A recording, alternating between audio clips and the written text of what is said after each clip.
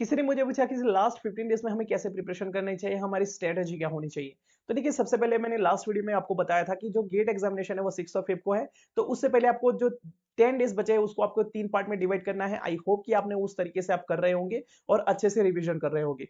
अब देखिए, एक चीज कॉमन है दोनों में कि दोनों की जो एग्जामिनेशन है वो दोनों सेम ही मंथ में और दोनों के बीच में 8 टू 10 डेज का गैप है। तो अब आपने ऑलरेडी अच्छे से रिवीजन स्टार्ट कर दिया होगा, तो आपको क्या होगा कि जो गेट एग्जामिनेशन है उससे पहले आपका जो रिवीजन है वो बहुत बार हो जाएगा। और मैंने कल आपको स्ट्रेटेजी भी दी थी कि आपको कितने बार रिवीजन करना है ना। अब उसके बाद क्या करना है, जैसे भी आपका गेट एग्जामिनेशन खत्म हो, डजंट मैटर आपका कैसा गया है पेपर, अच्छा गया है बुरा गया है, उसको आपको नहीं देखना है, आपको नेक्स्ट एग्जाम के लिए फोकस करना है। तो आपको 7th ऑफ फेब से आपको पूरा सीएसआई नेट के लिए आपको रिवीजन स्टार्ट कर देना है। और रिवीजन में क्या करना है, आपको डेली रिवीजन करना है। फॉर एग्जाम्पल मानिए कि 7th ऑफ फेब को आपने क्या किया कि ऑर्गेनिक केमिस्ट्री सुबह किया और आपकी जो शॉर्ट नोट्स है वो ही उसी को ही आपको रिवाइज करना है ना। अब आपको कोई नया टॉपिक करने की जरूरत नहीं। अगर आपको नया टॉपिक करना है, आपने सिर्फ सीएसआई नेट पे फोकस कर रहे हैं, तो आप नया टॉपिक 5th ऑफ फेब तक कर सकते हैं। अगर आपने ऑलरेडी गेट के लिए एग्जाम के लिए अप्लाई किया हुआ है तो आपको अब नया टॉपिक करने की कोई जरूरत नहीं। अपने जितने भी टॉपिक्स किए हैं वो मोर देन इनफ है, उसको ऐसे ही करके चलना है। अब देखिए, एक और मैं चीज आपको बता देता हूँ। आपको पता होगा कि किसी ने ऑलरेडी एक सीएसआई नेट एग्जामिनेशन क्वालिफाई की हुई है, वो फिर से दे रहा है, फिर से क्वालिफाई हो रहा है, फिर से दे रहा है, फिर से क्वालिफाई हो रहा है। और कोई ऐसा बंदा है जो बहुत अच्छे से प्रिपरेशन कर रहा है, बहुत सारी टेस्ट सीरीज दी है, बहुत सारी असाइनमेंट की है, फिर भी उसकी जेआरएफ नहीं हो पा रही है, तो उसके पीछे का एक कॉमन रीजन भी होगा। अब देख, मैं सिंपल आपको एक चीज बताता हूं। मान लीजिए कि किसी ने ऑलरेडी जेआरएफ किया हुआ, फिर से एग्जाम देने गया है, तो उसको क्या होगा। फॉर एग्जाम्पल मानिए उसने फर्स्ट क्वेश्चन देखा, उसको नहीं आ रहा है, सेकंड देखा नहीं आ रहा, फिफ्थ देखा नहीं आ रहा, 10th देखा फिर भी नहीं आ रहा।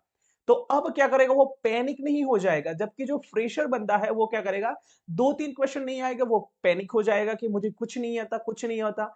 तो वो पैनिक हो जाएगा और उस वजह से वो आगे के जो सिंपल सिंपल क्वेश्चन होंगे वो भी अटेम्प्ट नहीं कर पाएगा। So the exam is all about the confidence. तो आपको कॉन्फिडेंस बनाने के लिए क्या करना है, आपको अब से कोई भी टेस्ट नहीं देना है। सिंपली आपको कोई मॉक टेस्ट भी नहीं देना है। हो सकता है आपने कहीं से पेड टेस्ट सीरीज भी ली हो, ये हो सकता है कहीं पे आपको मॉक टेस्ट भी मिल रहे हो। फ्री का भी टेस्ट नहीं लेना है। अगर आप फ्री के टेस्ट करोगे तो उसमें क्या होगा, अगर मार्क्स आपके कम हो जाएंगे तो आप पे सेल्फ डाउट लगेगा, अपने आप पे सेल्फ डाउट आ जाएगा। और अगर इस एग्जामिनेशन में अपने आप पे कोई भी डाउट है तो आप ये एग्जामिनेशन अच्छे से क्वालिफाई नहीं कर पाओगे। तो आपको ऐसा कोई भी काम नहीं करना है जिससे आपको अपने पे डाउट हो। अपने आप में कॉन्फिडेंस बिल्ड करना है। कॉन्फिडेंस कैसे आएगा, जितना आप रिवीजन करोगे तब। अब देखिए, किसी भी फ्रेंड के साथ आपको बात भी नहीं करनी है कि भाई तुम्हारा कितना सिलेबस हुआ, मेरा इतना हुआ, क्या हमारा हो पाएगा। और जनरली क्या होता है, दो दोस्त बैठते हैं तो अब दोनों को पूछते हैं तुम्हारा सिलेबस कितना हुआ, मेरा कितना हुआ, फिर बोलेंगे मेरा नहीं होगा, तुम्हारा भी नहीं होगा, ऐसे करके। तो ऐसी चीजों से हमें अवॉइड करना है, हमें ये सारी चीजों को अवॉइड करना है। तो इन दी एंड मैं आपको ये बताऊंगा कि आपको जो 7th ऑफ फेब है तब से लेके 16th ऑफ फेब तक, मतलब 15th ऑफ फेब तक आपको डेली तीनों के तीनों सब्जेक्ट रिवाइज करने हैं। और रिवीजन कैसे करोगे आप, अपनी शॉर्ट नोट से। अपनी शॉर्ट नोट को डेली आपको रिवाइज करना है, उसको सिर्फ पलटना है। अगर आप पे नहीं हो रहा है रिवीजन फिर भी उसको पलटना है, आप नहीं पढ़ पा रहे हैं फिर भी आपको पलटना है। अब देखिए, जो एग्जाम है बहुत पास आ गई है, तो हो सकता है कि आप बोर हो गए हो क्योंकि आप बहुत टाइम से प्रिपरेशन कर रहे हो। अब जाके एग्जाम आई है तो आपको बोर नहीं होना है, आपके पास बहुत ही कम दिन है।